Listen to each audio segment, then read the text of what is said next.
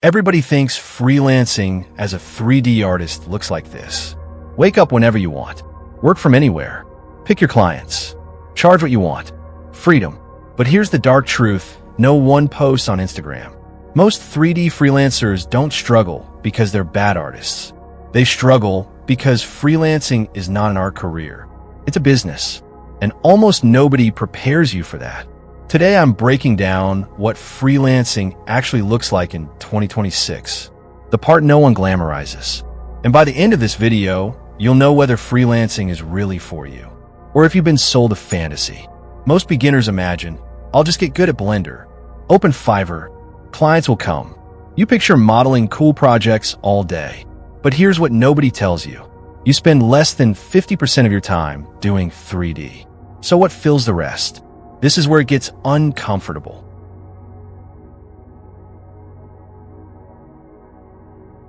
When you freelance, you are the artist, the marketer, the negotiator, the customer support rep, the accountant.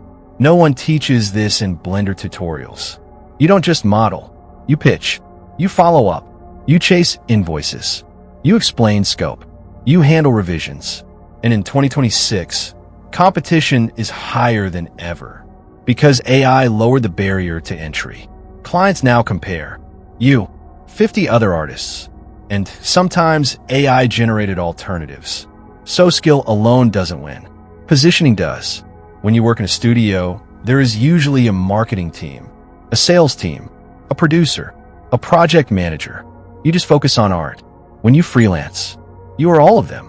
So what being the sales team actually means? It doesn't mean wearing a suit and giving presentations. It means you're responsible for bringing money in. If no client comes, no money, no salary, no backup. Let's say you're a beginner Blender artist. You decide, I'm going to freelance. Here's what actually happens. 1. You have to find clients. Nobody magically finds you. So you must post your work on social media, message potential clients, send cold emails, apply on Upwork, reply to job posts. That's marketing. If you don't do it, you get 0 projects. 2. You have to convince them to choose you. Clients don't just say, wow, nice render, take my money. They compare you with 20 other artists, cheaper artists, AI tools. So now you must explain why you're better, show relevant past work, communicate clearly, sound professional. That's sales. 3. You have to talk about money. This is where beginners freeze. The client asks, how much? Now what? If you say a low number, you undervalue yourself. If you say a high number, they might leave. You must justify your pricing, explain your process, set payment terms, ask for deposit. This is sales psychology, and nobody teaches this in Blender tutorials. 4. You handle objections. Client says, that's too expensive. Or, can you do it cheaper? Now you must respond confidently, not emotionally, not defensively, confidently. That's negotiation. That's sales. As a freelancer, your income depends more on communication skills, confidence, positioning, client relationships, than pure modeling ability. That's the dark truth. You could be a 9/10 artist, but if you're a 3/10 communicator, you'll struggle. Meanwhile, a 7/10 artist who communicates well books projects consistently. Why this hits hard in 2026? Because AI tools like Blender are improving. More people can create decent-looking work. That means skill alone is less rare. But clear communication, professionalism, client management, those are still rare. And rare skills get paid. The simple way to understand this: freelancing is not, I make art and someone pays me. It's, I solve a business problem and I communicate that clearly. If you don't learn sales basics, freelancing will feel stressful. If you do learn sales, freelancing feels powerful. Now here's the deeper question. Do you actually enjoy talking to clients, negotiating, promoting yourself? If yes, freelancing might suit you. If not, studio, pipeline, or technical roles might fit better.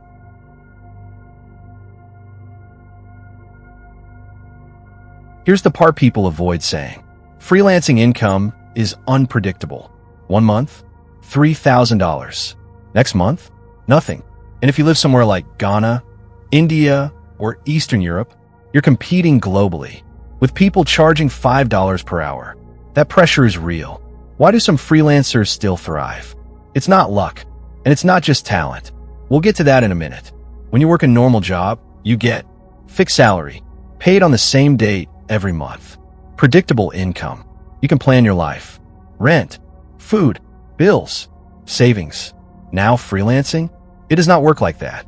What unstable income actually means?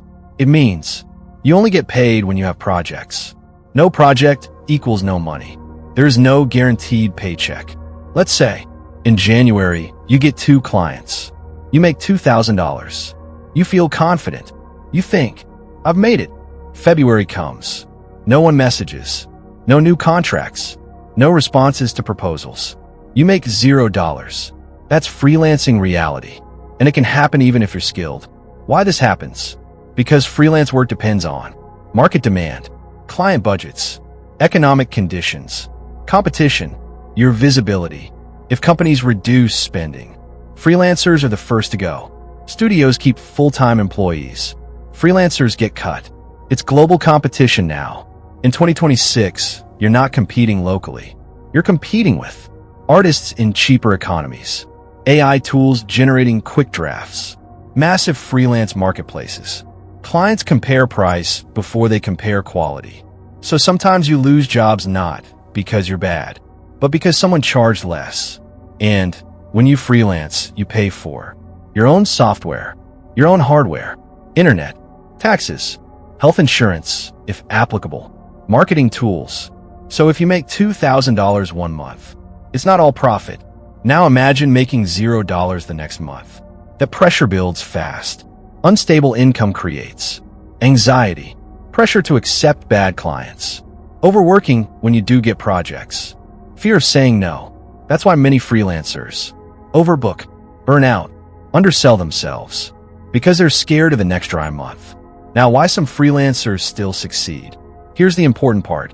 Successful freelancers reduce instability by building repeat clients, offering retainer contracts, monthly work, specializing in high-demand niches, saving 3 to 6 months of expenses, treating freelancing like a business.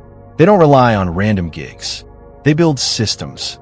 Freelancing income is like waves. Some months, high tide. Other months, low tide. If you don't prepare during high tide, low tide will stress you. Most beginner 3D artists think, once I get good, money will flow. Skill helps. But freelancing income stability depends more on business structure, client relationships, financial discipline, not just blender skills.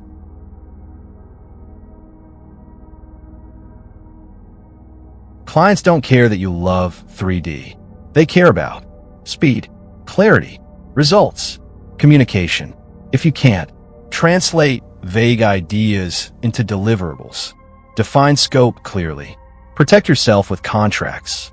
You will burn out.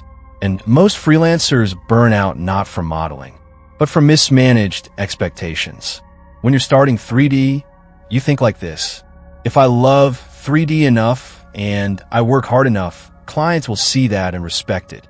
That sounds nice, but businesses don't pay for love. They pay for outcomes. What beginners think clients care about? I spent 20 hours on this. I use Blender. I'm really passionate about 3D. This is my dream career. The client is thinking, did this solve my problem? That's it. Imagine a company selling headphones. They hire you for a 3D product animation. You send them beautiful lighting, cinematic camera moves, dramatic music. You're proud. But the question is, will this help us sell more headphones? If your animation doesn't highlight features clearly, doesn't show size properly, doesn't match their brand style, then your passion doesn't matter because it didn't solve their problem. Freelancing is not pay me because I love 3D. It's pay me because I increase your revenue, save your time, or make your brand look professional. Big difference. Beginners say, I'll just charge less because I'm passionate and building my portfolio. That attracts low-budget clients, endless revisions, no respect for deadlines. Why? Because cheap pricing signals I don't understand business yet. And experienced clients can sense that. What clients actually pay for? They pay for clear communication, meeting deadlines, no surprises, professional behavior, understanding their industry, predictable results. Notice something? Only one of those is artistic skill. The rest is professionalism. Think of it this way. If your car breaks down, do you pay the mechanic because he's passionate about engines? No, you pay because he fixes the car. Same with 3D. Clients are buying solutions, not your emotions. Why this is even more important in 2026. With tools like Blender becoming easier and AI lowering the barrier to entry, more people can create cool renders.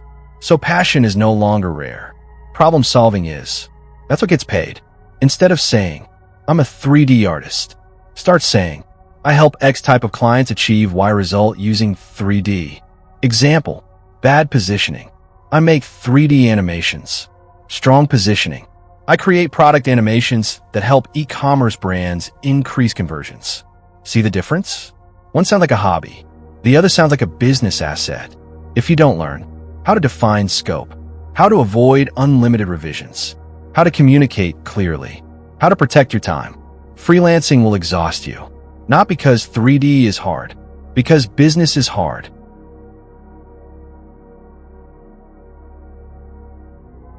Freelancing works, but only if you stop thinking like an artist and start thinking like a service provider. The freelancers who win in 2026. Pick a niche, solve specific business problems, charge based on value, not hours, build repeat clients, systemize their workflow. They don't say, I do 3D. They say, I create optimized 3D product animations for tech startups. See the difference? Specific equals premium.